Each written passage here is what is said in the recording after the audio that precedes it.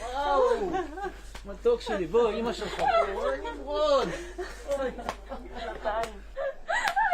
ילד גיבור שלי. סליחה.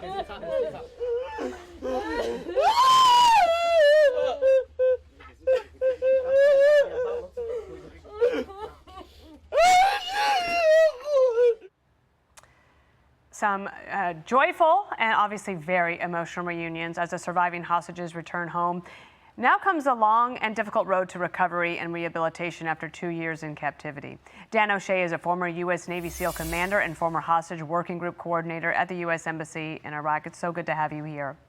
Dan Senor was our guest yesterday. You probably knew him well for your time in Iraq. And I asked him, what do we know about the previous reunions and how those hostages did? And he said in the first couple of days, there's some joy and elation as maybe the adrenaline is built up. But then there is the recovery and it takes a while. What should we know about that process? Yeah, that process is referred to as the repatriation process, repatriating, bringing someone home to their country, patria. It is going to be a long road ahead for not only the hostages, but their families. A day they've waited for literally 2 years straight. This nightmare is finally over for all these hostages, but their nightmares will continue.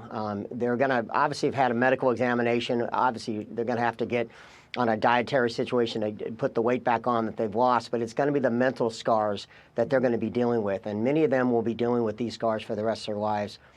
So it will be a long road ahead for everyone involved. I saw that one of the hospitals where they would be taken, there was a little thing, it was on Instagram, and it looked like obviously a very nice facility, great care that they'll be given in Israel. On the physical side of things, for those who, we learned about the young man who was chained for 2 years, deprived of light and of basic hygiene. Physically, how long does that take to get back to a place of decent health?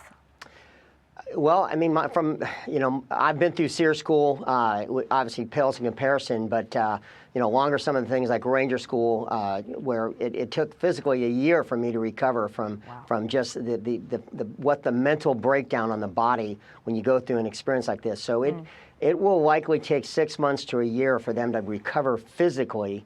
But the mental issue, that's going to be the long road ahead. And some of them will probably be dealing with counseling for the rest of their life. But the physical wounds are going to take some time to recover as well. Again, a long road ahead for these hostages. What about the moms and dads? And I always also think about the siblings who stood strong every day. There's one of the hostages that was released. They didn't even know if he was alive for 2 years. They had no information. So for them, they also need that time to heal? 100%. Many of the hostage cases we had in Iraq, we had an incident with Roy Hallams. He was literally buried alive for 311 days, deprived from the sunlight and all the rest, and he had lost a significant amount of body weight. And we talk all the time. I talk to Roy a couple times a year. He's doing fine now, doing very well. So there is something to be seen on the backside. Again, time heals all wounds, and time is what's needed. And really, getting these people back to normalcy, getting them back into their home, back with their loved ones.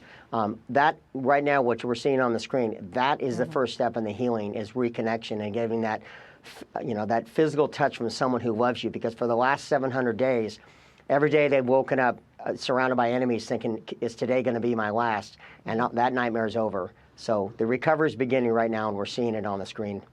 Maybe a last question to you on the remaining deceased hostages who have not been returned, and those families desperate to be able to have a proper burial.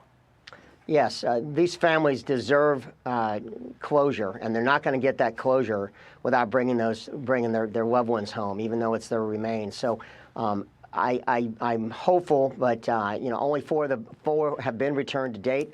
Reportedly, there's 24 still missing and to be returned. So let's pray that all these families get reunited with their loved ones. Dan O'Shea, thank you so much. We appreciate your expertise and for sharing that with us. My pleasure. Thank you, Dan. Hey, before we go, Yes, yesterday, go for it. Dan Senor, I mentioned, he was here. He's the host of the Call Me Back podcast. And I asked him, how can our audience help? How can we help personally? And he said the organization that needs the most help is the IDF Widows and Orphans organization. So this organization supports families of the fallen servicemen of the IDF and other security personnel. Remember, many of them were the reservists who left their jobs, and if they were either injured or were killed in that action, they left a lot of children behind, and they need everyone's help. Favorite part of the show is just watching those videos again. Reunions. It is really great stuff. Hey, it's Will Kane. Click here to subscribe to the Fox News channel on YouTube. It's the best way to get our latest interviews and highlights. And click to subscribe to the Will Kane podcast for full episodes right now.